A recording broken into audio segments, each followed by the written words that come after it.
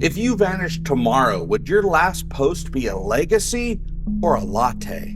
Welcome to the digital void where everything is content and nothing matters. Galactic Council Log 9001. Earth transmissions intercepted. Subject appears to be obsessed with lip syncing, food close-ups, and something called #grindset.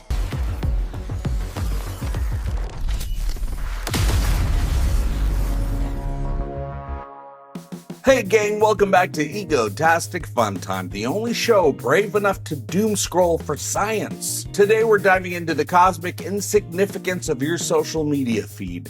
Not to make you feel bad, okay, maybe a little, but to help you realize you're not alone in this noisy, algorithmic wasteland. Your TikToks, tweets, and carefully filtered brunch photos, they're drifting in a void so fast, even light can't catch up. But here's the twist. That might actually be a good thing. We've been conditioned to chase attention, validate our lives through metrics, and fear digital irrelevance like it's a personal failure. But what if fading into the scroll isn't defeat, but freedom? Let's explore why your posts don't matter, and why that could be the most liberating truth the internet's ever tried to bury. Let's start with the cold, hard truth. Your content has the shelf life of a mayfly in a microwave. That TikTok you spent 6 hours editing, forgotten. That hot take you thought would shift the tides of public discourse, buried under 1,000 thirst traps, AI-generated art dumps, and fake giveaways promising free iPhones. The feed forgets. It always does. Social media isn't a diary, you guys. It's a vending machine. You toss in effort, and maybe you get a moment's worth of validation, or maybe the machine eats your coin and spits out silence. Algorithms are built to reward immediacy, not depth. Meaning doesn't move the dial. Relevance does. And relevance is just another word for currently screaming loud enough. Even viral fame isn't immune. Ask yourself honestly, where's the Chewbacca mom right now? What about Damn Daniel? Or that cinnamon challenge guy who almost coughed up a lung? At one point, these were household names, cultural icons, and now fuzzy footnotes in the backlog of the internet's attention span. It's not a conspiracy. It's not your fault. It's the system designed for churn, optimized for speed. Your life in bite-sized scrollable form is just another blip in the ever-updating now. But if everything's temporary, then maybe the pressure to be eternal is the real joke. Virality used to be like Bigfoot, you guys. Rare, mysterious, and probably blurry.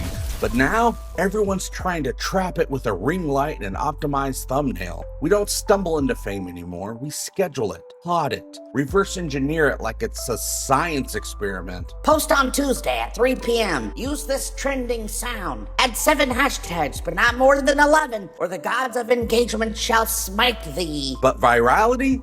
It's chaos dressed as strategy.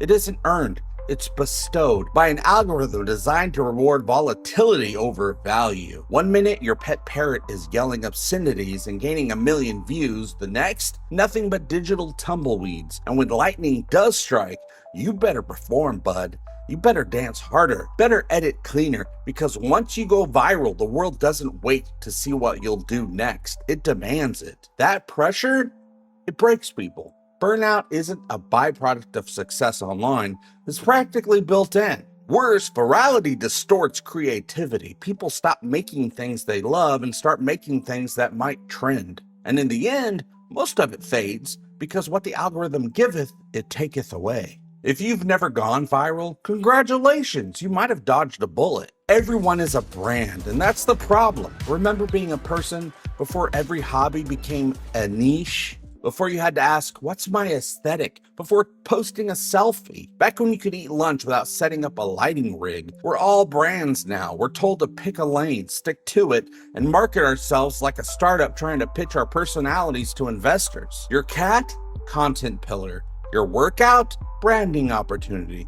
Your anxiety? #relatable reels. But the thing about turning yourself into a brand is that brands don't get to have bad days. They don't get to be messy or tired or wrong. And when your personality becomes your product, you stop evolving, you start performing. Every moment gets filtered, captioned, curated, and somewhere along the way, the real you gets buried under audience expectations and aesthetic templates. You weren't born to be a niche. You're allowed to be contradictory, complicated, offline.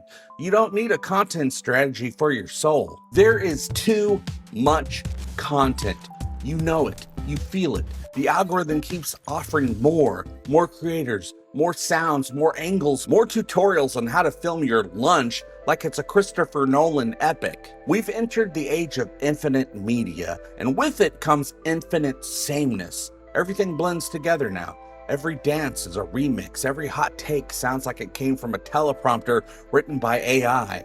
Because, well, sometimes it does. You're not just competing for attention anymore. You're fighting for relevance against a tidal wave of content that never sleeps. That's not creative freedom. That's digital survival. And when everyone's shouting, the only way to be heard is to shout louder until we're all just noise with usernames. This is how burnout happens, you guys. Not because you're weak, but because the system demands more than a human can reasonably give, and then tells you it's your fault for not keeping up. Okay, here's a fun one. The internet lies to us about permanence. We imagine that because something is posted, it's like forever, like digital tattoos etched into cyberspace. But how many of your old posts can you even find? Social platforms rise and fall.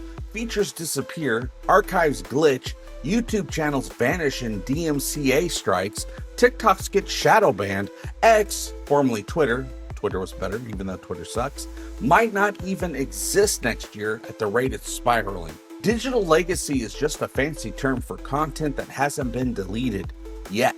You can spend years building a presence online only to have it wiped out by a policy update, a hacker, or Elon Musk being in a weird mood that day. So maybe the goal isn't to be remembered by the feed. Maybe it's to be remembered by the people who matter in ways that don't require recharging a device or remembering your password. Here's a wild idea. Post less, you guys.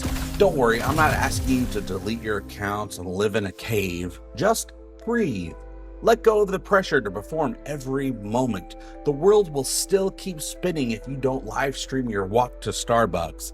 There's something powerful about choosing not to share, choosing to keep a memory for yourself, choosing to be present in a moment instead of capturing it for strangers who will scroll past it in like 3 seconds. You don't owe anyone your joy. When you do share, do it for the right reasons, because you want to connect, because it brings you peace, because it's fun, not because the engagement graph demands a sacrifice. You're allowed to be invisible sometimes, to have days when you're not trending. And honestly, that might be the healthiest thing you can do. In a world that wants you to be content, you have the right to simply be. What's the most ridiculous thing you've ever posted and immediately regretted it? Drop it in the comments below. Bonus points if it involved a hashtag you didn't understand. Let's bond over the digital cringe, you guys. Coming up in my next video, the algorithm's not just watching you, it's living rent-free in your brain and redecorating. Thank you for watching my stupid show. It really does mean the world to me. And for more satirical deep dives into the ridiculous roller coaster we call reality, head over to egotasticfuntime.com. I'm over there. And if you want to help keep the nonsense flowing and the lights on in this glittery dumpster fire of a show, check out my Patreon. It's like tipping your favorite internet clown, except with fewer balloon animals and more existential dread. And I hope all your times are egotastic fun times. Love you. Bye-bye. Egotastic fun time, we're gonna have a great time. Egotastic fun time, give me all your money. Egotastic fun time, the internet will suck time. Egotastic fun time, money, money, money. Give him all your money. You will find it funny. Just give him money. He loves money. Give him. Galactic Council Log 9001. Earth transmissions intercepted. Subject appears to be obsessed with lip syncing, food close-ups, and something called #grindset.